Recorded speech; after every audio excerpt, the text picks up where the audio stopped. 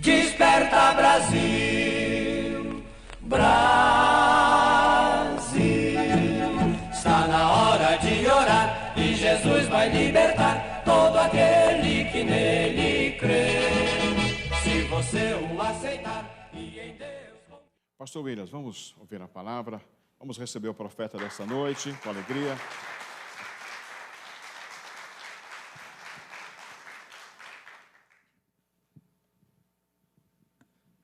Meus queridos, eu quero cumprimentá-los com a paz do Senhor.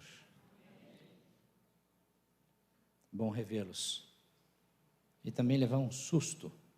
Eu tinha quase a total convicção de que hoje eu estaria tranquilo recebendo a ministração. Foi no decorrer do culto que fui avisado que estaria a meu cargo a ministração da palavra. Lidar com a palavra de Deus, ministrá-la, para algumas pessoas pode parecer uma tarefa muito simples. Particularmente eu não considero. Eu estava há pouco conversando com uma irmã e falando como sempre foi difícil para mim a ministração da palavra. De tempos em tempos eu venho a São Paulo. Desta vez eu vim para participar com a minha esposa do encontro de casais em Serra Negra. Foi muito bom. Você não foi? Perdeu. Mas há ocasiões em que eu venho para, organizando uma agenda, ministrar a palavra de Deus em algumas igrejas. Quando vai chegando os dias perto de eu viajar, me dá uma agonia. E eu começo a pensar, mas o que foi que eu arrumei para mim mesmo? Então eu olho para Marília, olho para as crianças, me dá uma vontade de sair correndo, inventar uma história e dizer que não vou. Pegar o avião sozinho é muito ruim. Descer do avião e pegar as malas é terrível. E quando eu chego no hotel, que entro no quarto, aquele silêncio, para mim é angustiante. E quando eu estou a caminho das igrejas, costuma ser bastante incômodo para mim. Ficar no púlpito esperando a hora da palavra. É uma luta. Todas as vezes, invariavelmente, é uma luta. Eu comecei o primeiro culto que eu dirigi, eu estava com 8 anos de idade. Já era para eu não vou dizer qual a idade que eu tenho. Já era para eu ter acostumado com isso. Nunca acostumei.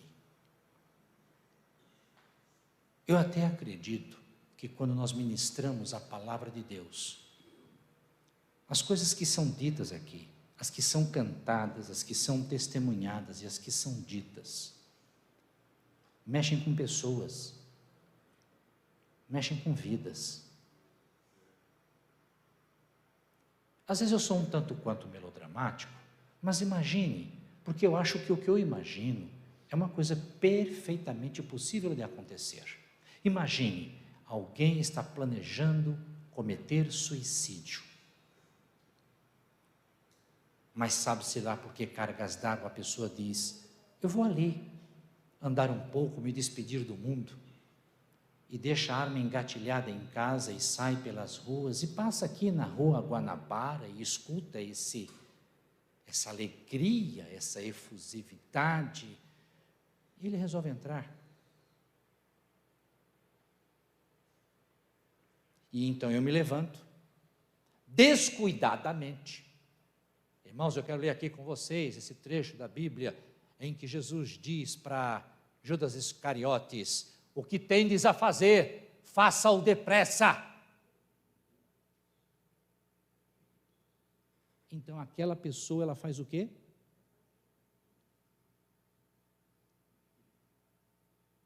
Ministrar a palavra de Deus. É um peso de responsabilidade muito grande. É algo extremamente sério. Pode mudar o rumo de uma vida, ou pode enterrá-la definitivamente. E se eu me permitir ser usado por Deus para mudar a vida de alguém, não fiz mais do que a minha obrigação. Mas se porventura eu contribuir para que aquela pessoa vá a uma atitude extrema, eu vou dar conta dessa pessoa. Eu sei, tem pessoas que gostam de pregar porque se envaidecem, acham o púlpito um lugar para se autopromoverem e alimentarem a sua vaidade.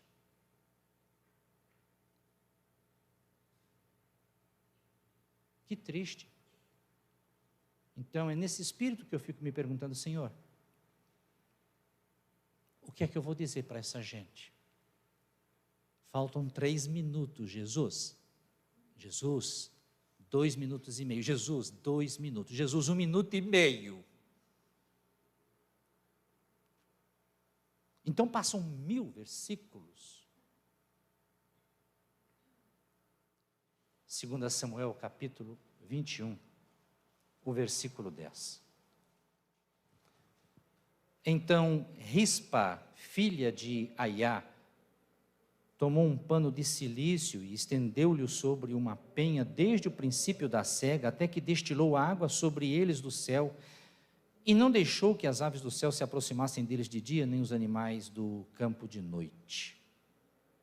E foi dito a Davi o que fizera Rispa, filha de Aiá, a concubina de Saul. Então foi Davi e tomou os ossos de Saul e os ossos de Jonatas, seu filho, dos moradores de Jabes de Gileade, os quais os furtaram da rua de Bet-seã, onde os filisteus os tinham pendurado, quando os filisteus feriram a Saul em Gilboa.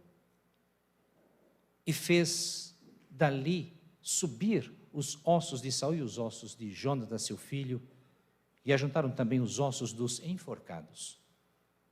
Enterraram os ossos de Saul e de Jonatas, seu filho, na terra de Benjamim, em Zela, na sepultura de Quis, seu pai, e fizeram tudo o que o rei ordenara. E depois disso, Deus se aplacou para com a terra. Eu vou contar rápido para você a história. Saul era rei em Israel. Eu não vou entrar nessa questão que Saul reinou ou não reinou 40 anos. Existem alguns historiadores e alguns estudiosos da Bíblia que dizem que Saul foi escolhido para reinar 40 anos, mas que não reinou 40. Sustentam que Saul não reinou mais do que 1 semana de anos. Não vou entrar nessa discussão. Mas eu posso afirmar, Saul era rei em Israel. E ele até começou bem o reinado dele, sabe? Começou bem. Menino humilde. Quando estavam procurando para que ele fosse coroado, ele muito tímido, muito humilde e de certa forma consciente das suas limitações, ele foi e se escondeu, olha só, no meio da bagagem, onde estavam as mulas. Bom, acharam Saul e o trouxeram, e quando o colocaram em pé, o povo se alegrou, porque diz que Saul era muito alto. E então, as pessoas que estavam conduzindo a cerimônia disseram: vede o rei que Deus vos escolheu. O homem tinha presença. A Bíblia não diz que ele era bonitão, mas presença Saul possuía. Ungiram Saul rei para reinar sobre Israel. O historiador diz que o Espírito do Senhor veio sobre ele. Samuel já havia dito: quando fores ungido, te transformarás em outro homem. É porque é impossível que o Espírito Santo venha na sua vida e você continue em mesmices. Ponto.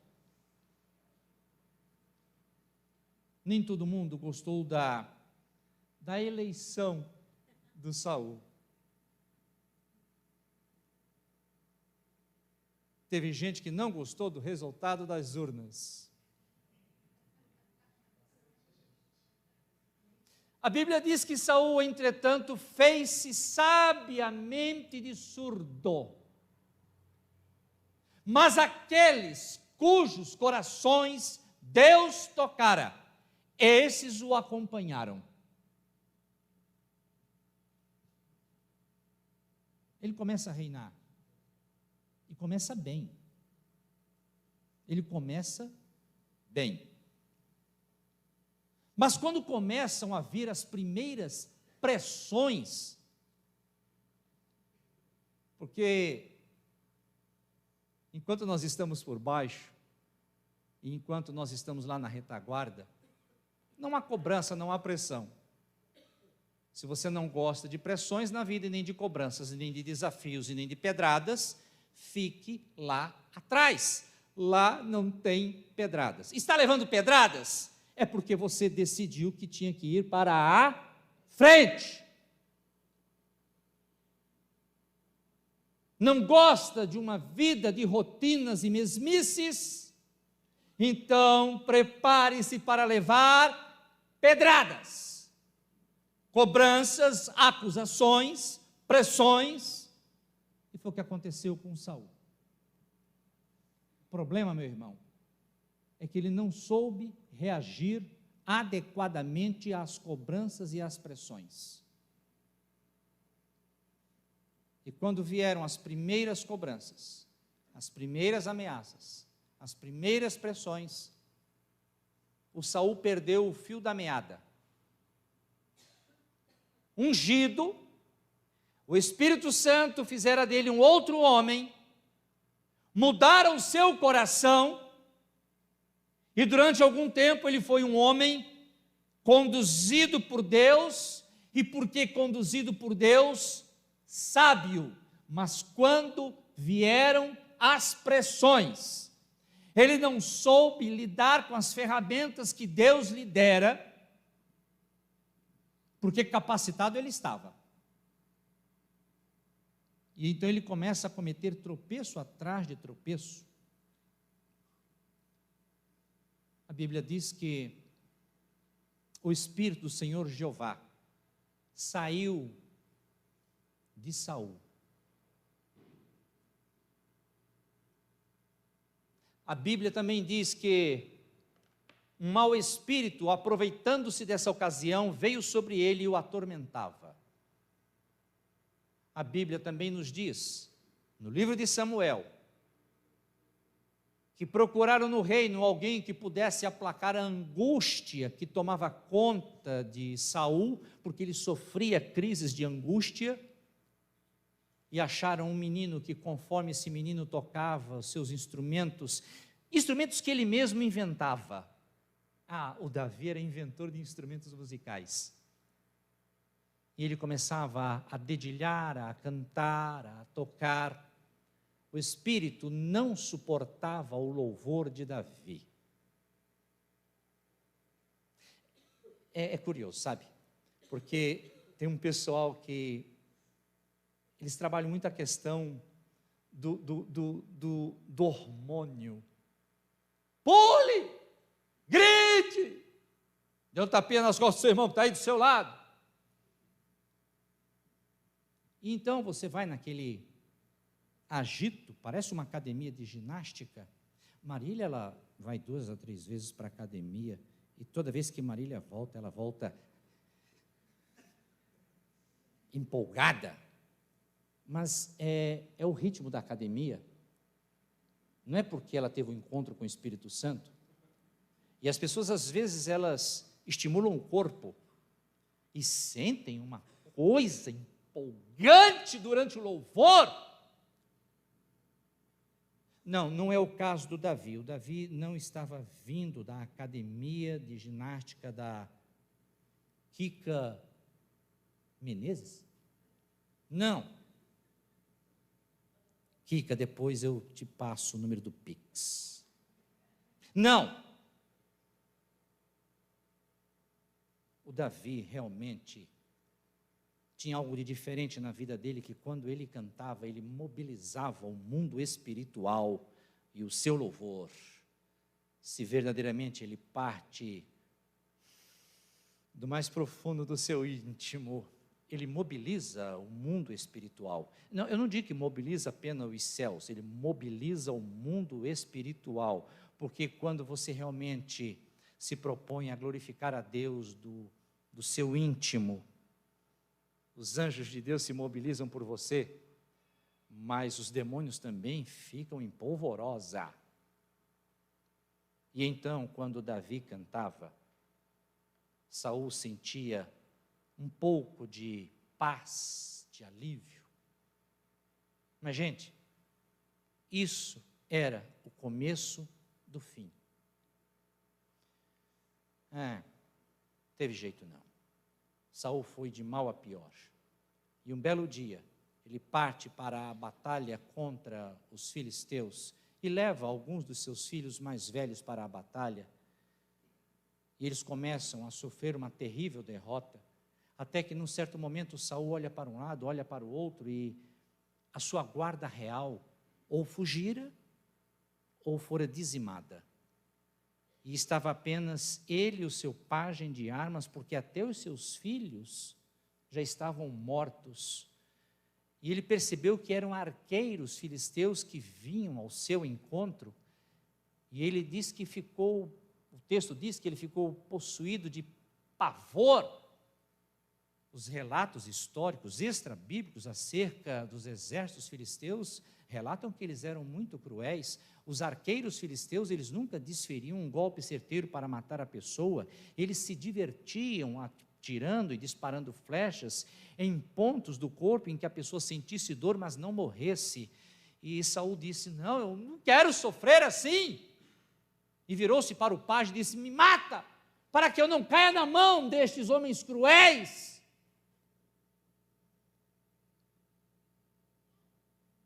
Resumindo, o próprio Saul teve que pegar a sua espada e se jogar sobre ela. E o pajem, que não teve coragem de matar a seu senhor, quando viu que o seu senhor havia cometido suicídio, então ele também comete suicídio. Davi assumiu o trono.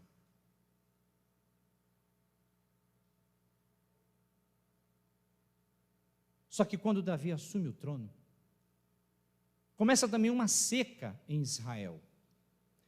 O povo de Israel, eles associavam essas coisas de secas, de crises de fome, a pecado. Sempre que havia algum problema nesse sentido, é porque Deus estava pesando a mão. Então, o povo começa a se angustiar. Davi resolve consultar a Deus. Senhor, por que essa seca? E Deus responde a Davi. Sabe o que acontece, Davi? Teus antepassados fizeram uma aliança com os gibeonitas, uma aliança de sangue. E a aliança de sangue é o seguinte: ou você cumpre as cláusulas, ou então, quem descumprir as cláusulas será morto. E Saul descumpriu as cláusulas com os gibeonitas, porque Israel havia celebrado com eles, nos dias de Josué, um acordo de paz. Israel não atacaria os de Gibeon, e os de Gibeon não atacariam os de Israel. Mas, se alguém atacasse Israel, Gibeon viria para ajudar. Mas, se alguém atacasse Gibeon, Israel viria em socorro. No entanto, Davi, o teu antecessor Saul, ele mesmo atacou os gibeonitas e tentou dizimá-los.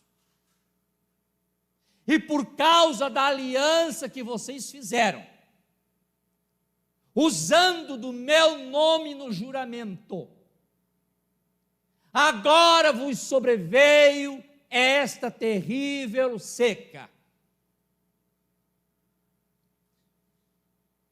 Deixa eu fazer aqui uma consulta. O Davi tinha culpa do descumprimento desse acordo? Mas sobrou para ele. Não foi ele. Foram gerações anteriores que causaram uma situação que vai desembocar num problema na vida do Davi. Ele não deu aso, ele não deu origem, ele não deu causa, mas ele é o herdeiro de um problema que precisa ser resolvido. Porque nem sempre as coisas que nos acontecem é por causa dos nossos pecados. Às vezes as circunstancialidades nos levam a determinadas situações que a nós cabe dar continuidade ou pôr um fim. Davi, ele estava disposto a pôr um fim. Então, no texto que nós lemos, Davi pega filhos de Saul,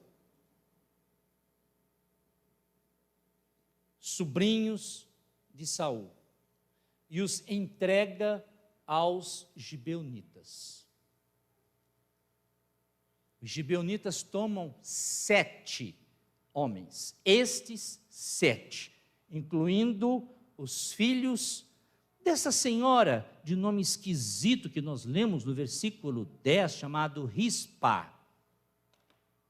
E então eles resolvem fazer uma cerimônia. Gente, a cerimônia que os gibeonitas estavam fazendo não era para um Deus estranho. Eles estavam fazendo um rito de sacrifício humano para o Deus de Israel. A lei mosaica proibia terminantemente, claramente, totalmente sacrifícios humanos. É curioso como as pessoas querem servir a Deus através das suas próprias regras. E é curioso como as pessoas às vezes se digam religiosas, mas não conheçam Deus. É porque religiosidade não tem muito a ver com esse contato homem-Deus. Os gibeonitas enforcam aqueles 7 homens. Agora eles se sentem vingados do mal que Saul lhes fizera. E Davi poderia dizer para Deus: pronto, Senhor, coloquei as coisas nos eixos. Mas se vocês prestarem atenção na leitura, a seca não parou, a fome não acabou. Também não era uma fome absoluta. O texto deixa claro que havia uma colheita de cevada, e então o povo de Israel vai colher o que tem. Vão colher cevada. Pão de cevada hoje está caro. Eu acho melhor você se preparar, porque daqui a uns dias pode ser que você esteja comendo picanha.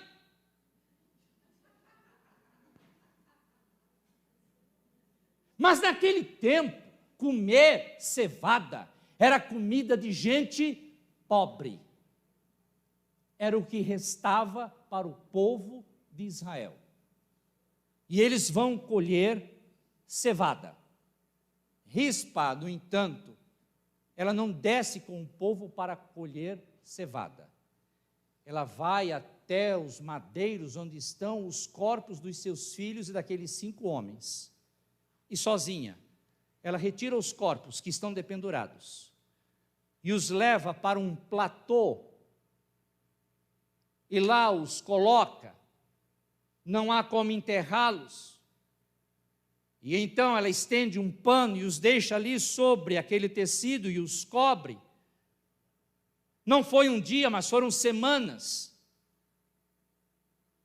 A comparação de textos nos leva a pensar que talvez ela tenha ficado ali algo em torno de 3 ou 4 semanas guardando os corpos, os cadáveres, a ponto que os corpos começaram a apodrecer e aves de rapina vinham para bicá-los e ela os espantava. E eu fico me perguntando até onde Rispa vai levar esta situação, porque os corpos vão se decompor. Eu não vejo futuro, eu não vejo perspectiva, não há boas expectativas para essa mulher.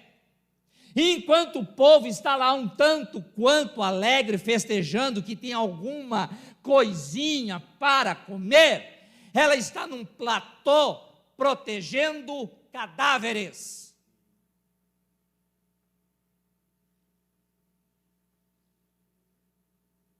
É muito difícil, meus irmãos, é muito difícil, quando os outros estão festejando, você ter que tomar uma postura sozinho. Enquanto os outros estão recebendo, você está num lugar onde ninguém te dá apoio nenhum, e você não está lá para se alegrar, mas você está lá para assimilar uma perda.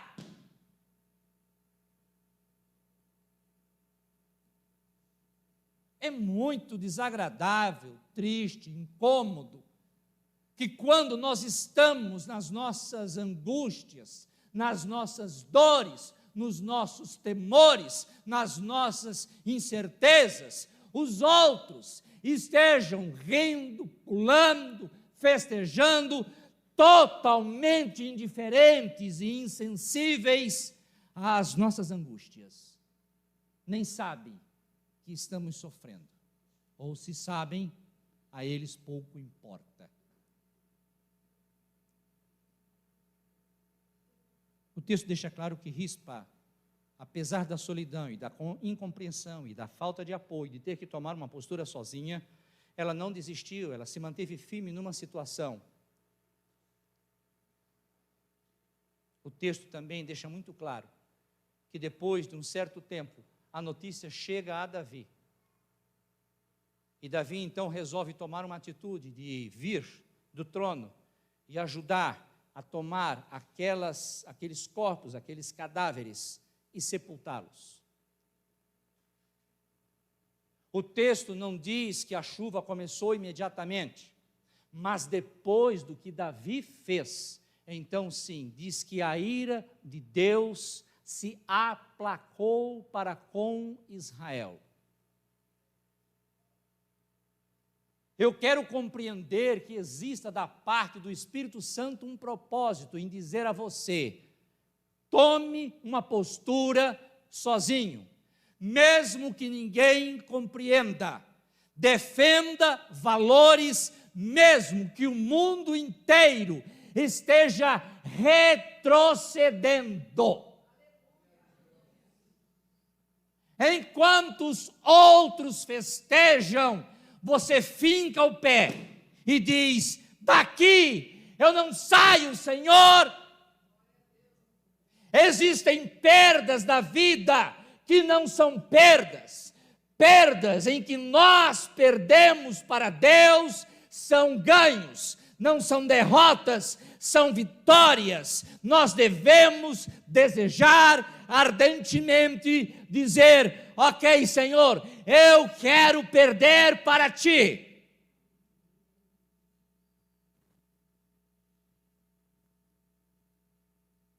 Aquela mulher que não vai aparecer mais na Bíblia Sagrada, ela soube manter uma postura, sem contar com os outros. O texto não me diz que ela foi buscar ajuda. Eu não encontro no texto nenhuma palavra dela de reclamação ou pedido de apoio, nem de protesto. Mais do que discursos bonitos, nós precisamos de posturas e atitudes. E essa mulher, no momento mais grave da sua vida, em que ela perde 2 filhos, ela resolve tomar uma atitude. Mas era uma atitude pessoal, era uma atitude individual.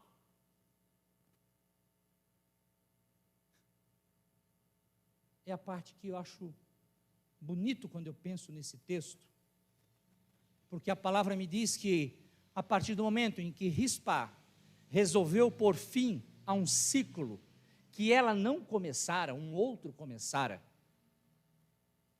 mas quando ela decide, a partir de hoje, eu ponho um fim nisto, eu aceito a perda, eu assimilo esta perda, Senhor. E enquanto todo mundo festeja, ela mantém postura. Mas é na postura que Rispa tomou, de defender corpos sozinha, cuidar de um assunto que parecia só dela e que ninguém se preocupava, mas é quando ela toma uma postura sozinha, que primeiro, ela mobiliza o rei, e segundo, diz que a ira do Senhor se aplacou para com Israel. Há um desafio do Espírito Santo, porque é nas tuas tomadas de postura, na tua vida, de quando você defende os teus valores, e é quando você mantém uma posição, e é quando você não abre mão das promessas de Deus na sua vida, quando tudo parece contrário, e quando ninguém entende das tuas perdas, mas é quando você mantém essa postura, que o país começa a ganhar junto com você. Foi a tomada de postura de uma questão pessoal, mas coerente, sensata, de Rispa, que terminou se propagando para abençoar toda a nação. Nós falamos tanto de mudanças no país, nós criticamos tanto os nossos administradores, nós acreditamos tanto em salvadores da pátria, falamos tanto sobre princípios de democracia e alternância de poder. Nos esquecemos que no conceito de democracia existe uma coisa imprescindível chamada cidadania. E cidadania não me gera apenas direitos, me gera também deveres. O dever de, como cidadão, eu tomar posturas, mesmo quando haja perdas, mas sabendo que quando eu mantenho posturas coerentes com a palavra de Deus, o Brasil inteiro será contaminado pela centelha que você acender. Arujá é abençoado quando pessoas tomam posturas. O estado de São Paulo, ele é abençoado quando igrejas tomam posturas. Não defendemos campanhas políticas. Nós defendemos os valores da redenção. Nós cremos em Deus que ressuscitou a Jesus Cristo. E quando nós tomamos essa postura, é a partir daí que o mundo começa a experimentar mudanças. Foram homens sozinhos que começaram as maiores mudanças na história. Foi um homem chamado Lutero que resolveu afixar na porta da Catedral de Wittenberg 95 tópicos. E com aquele gesto, ele estabeleceu um marco histórico que hoje nós conhecemos como Reforma Protestante. Foram 2 rapazes na Inglaterra, John e Charles Wesley, que disseram: vamos aproveitar as horas vagas na faculdade e vamos orar juntos. 3 ou 4 rapazes aceitaram o convite deles e começaram a orar. Qual foi a resposta? Receberam um apelido, os Santarrões, ou o Clube Santo. Mas o Clube Santo se propagou por toda a Inglaterra, atravessou o Atlântico Norte, chegou à América do Norte, e aí deu origem ao Holiness Movement, o movimento da santidade, com a igreja episcopal. Mas também, se não houvesse Holiness Movement, não haveria William Seymour em Los Angeles. Não haveria o movimento da Rua Azusa. Não haveria Daniel Berg nem Gunnar Wingren. Não haveria missionários aportando em Belém do Pará. Não haveria uma velhinha recebendo o batismo com o Espírito Santo, a irmã Celina Albuquerque. Não haveria um jovem que falava fluentemente o inglês, que conhecendo aquela doutrina e recebendo o batismo com o Espírito Santo, fosse para o Ceará e tivesse o seu nome notabilizado, Adriano Nobre, como aquele que trouxe o Pentecostes para o estado do Ceará.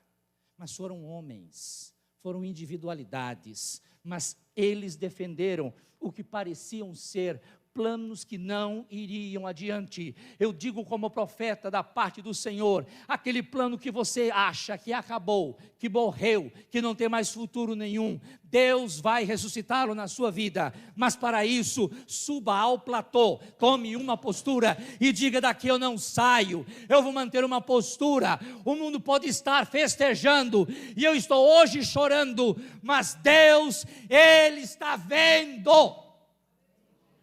E é na hora em que aquela mulher toma uma postura, que as autoridades se mobilizam, e os céus se mobilizam.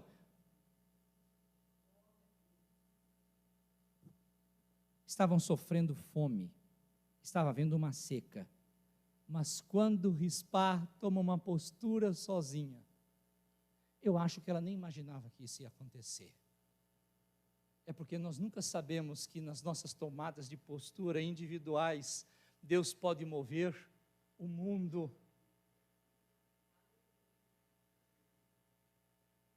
Ele espera uma tomada de postura sua. Ele espera que você finque o pé. Ele espera que você não abra mão dos seus sonhos, nem dos seus valores, nem dos seus projetos, nem dos seus propósitos, nem da sua aliança com Ele. Você mantém postura, e quando você mantém postura, os céus se mobilizam. O historiador diz que os céus se abriram, e então veio a chuva. Se até ali o povo estava comendo cevada, agora passariam a comer trigo. Então, eu quero dizer, o que Deus tem para fazer na sua vida é tão positivo, é tão bom para você, mas será tão bom para esta cidade, será tão bom para esse estado, será tão bom para esta nação. Você não tem noção de qual é o propósito de Deus para a sua vida. E por que é que você está pensando em desistir? Por que é que você está recuando?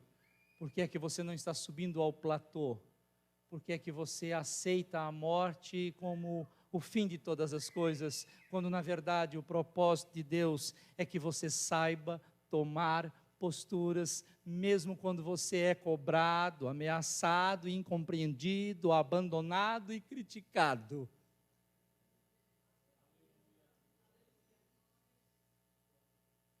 Recline a sua cabeça.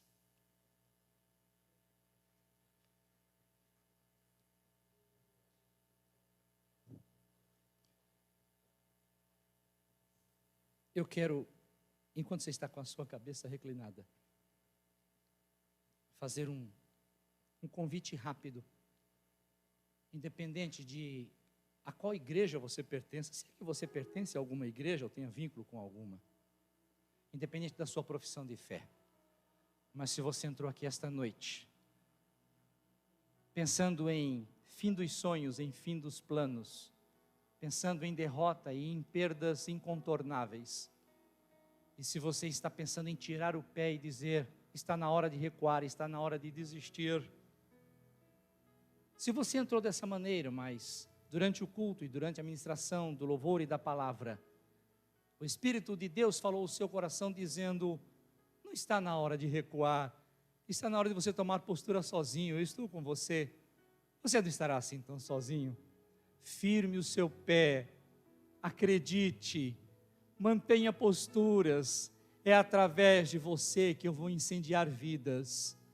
E se você entende esse desafio de Deus para a sua vida, e você quer agora tomar a decisão de rever as suas atitudes, os seus comentários, os seus projetos, se você quer tomar a decisão agora de sustentar valores e defendê-los e reavivar os seus sonhos e não desacreditar deles e ainda das promessas de Deus, promessas que Deus lançou na sua vida, se você quer tomar essa decisão agora, então eu te convido, em nome do Senhor Jesus Cristo, coloque-se em pé agora. Deus vos abençoe. Quando tudo diz que não, Glória a Jesus. ou parece que Glória a Jesus.